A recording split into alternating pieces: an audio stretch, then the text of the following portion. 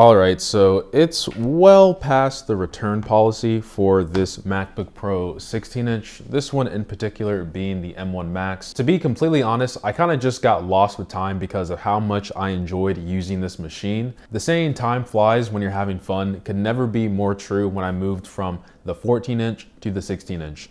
Also, it's funny how time is flying and there happens to be a plane flying. But anyway, let's get into this half-baked review. So in terms of overall design, it's very similar to this 14-inch that I reviewed a couple weeks ago. Basically, just imagine it blown up. So the port selection is the same. So we have 3 USB-C ports that double as Thunderbolt 4, a headphone jack, 2 headphone jacks. There's an HDMI jack, a headphone jack, and an SD card slot. The trackpad is bigger. The speakers sound more full and clear, and it also gets much louder than the 14-inch. And the grills on the side are also the same.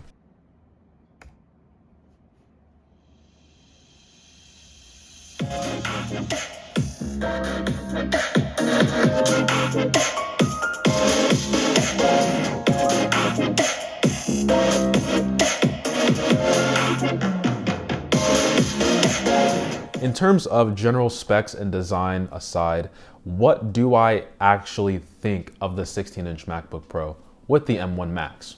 So as a matter of fact, I love this machine. It's the best MacBook I've ever used. Usually I don't like 15-inch or larger laptops, but this 16-inch Pro really changed my mind when I started using it daily. It also could be the fact that I was just using it for 3 weeks at this point, and I've just adjusted to a larger screen. But the main thing I want to focus on for this review is usability.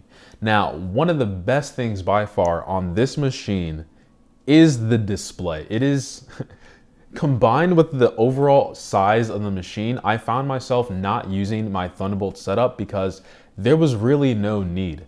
The resolution and the 16-inch footprint is so large that I don't feel the need to go to something bigger, even though I do have an ultra wide. Everything is already attached, like the keyboard, the trackpad, the speakers already sound good. The function row, in terms of what Apple has chosen this year, it's way more functional. So if I were to go to a Thunderbolt setup, I wouldn't have the same options that I normally have, and it would just feel like an overall downgrade. So unless you have some fancy setup like an LG Ultrafine or a Pro XDR display with a new Magic Keyboard, as you can tell, the 16-inch display and machine itself is good enough for 99% of use cases. So in my unboxing, I complained about, the weight and sheer size of this machine, but sorry. Where was I? So the weight and size of this machine, I complained about that in my unboxing, but in terms of the design, it's actually lighter than the competition, and I never really ran into any issues when I tossed it in a bag or anything like that. But you might be thinking to yourself, is it less portable than, this 14-inch? Come over here, basically Scorpion. Is it less portable than this 14-inch or even the regular 13 Pro or the MacBook Air? Yeah, but does that make it completely unportable? No, this machine is still a very portable machine, especially with the performance you're getting.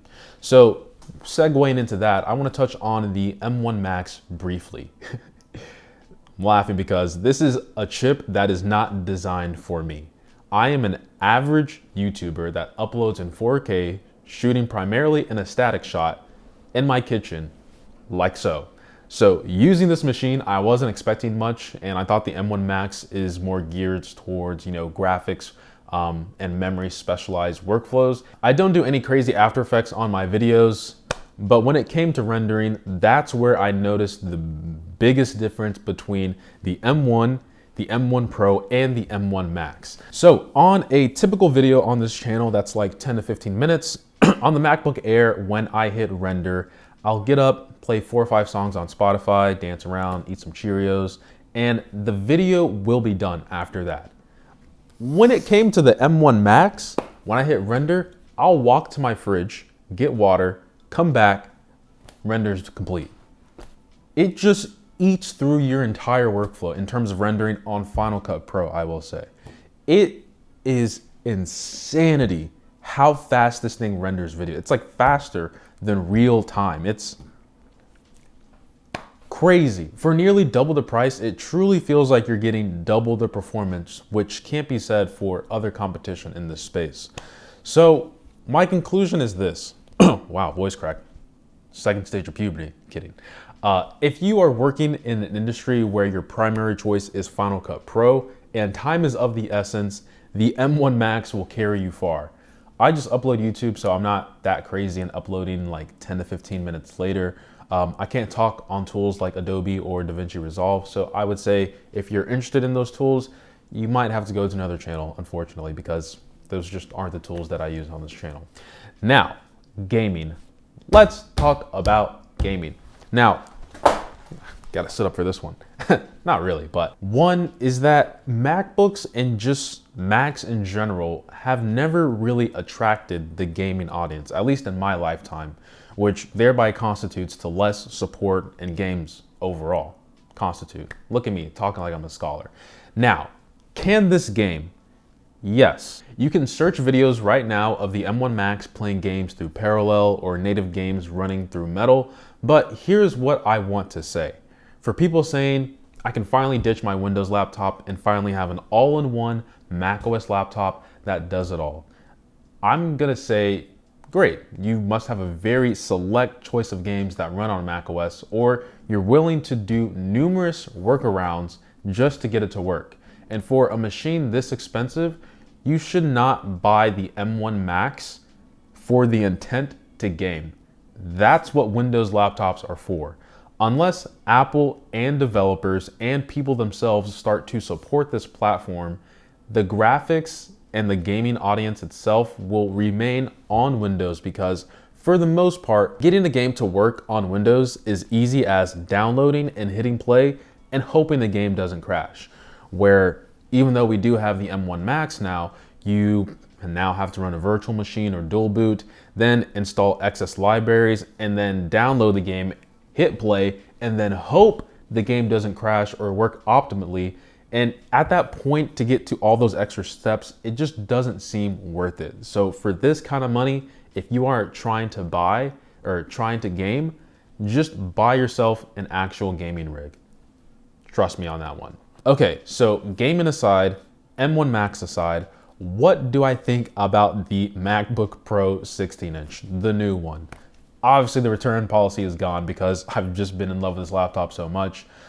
But I will say, for the base price, it's actually not that bad. In terms of practicality versus the 14-inch, the 16-inch seems to win in almost every single category simply because of the display itself. It may not seem like much, but trust me, for professional use, utilizing the large screen real estate here, it doesn't get much better than this when it comes to a MacBook. And if larger laptops aren't your thing, the 14-inch is still a great choice, but these machines are for serious professionals. They're professionals, not for serious professionals. They're for professionals, I should say. I really don't think parents should buy these for their kids going to college. The regular M1 is more than enough, and this machine is for people working in their career or working on a side hustle in order to, grow their business. That's who I feel like these machines are targeted for. As a YouTuber like myself, absolutely not. If you're using a cinema camera like other top YouTubers, proper tools like Adobe and DaVinci Resolve paired with the M1 Max is probably going to be excellent, or still your own built video editing rig, I guess. But the M1 Max and the M1 Pro are excellent choices if you want something on the go. Now, I have to figure out how to recoup my money from this machine, but my goodness, this has been a wonderful experience. I forgot to mention MagSafe is back, but like I said, it's pretty much a blown up 14-inch. I love this machine. I think this is a great step in the right direction for MacBooks in this upcoming transitional period. I'm excited to see, the next iterations, but the new design that Apple has gone forward with for this new M1, it's been great for the higher end market, I should say. So hopefully you guys found this video informative. I appreciate every sub, like, and comment. And as always, guys, much love. Probably sell this thing on eBay. Yeah, makes sense. Someone who actually needs this machine for professional use, you can have it, not me. The MacBook Air, more than enough. I just shoot YouTube videos.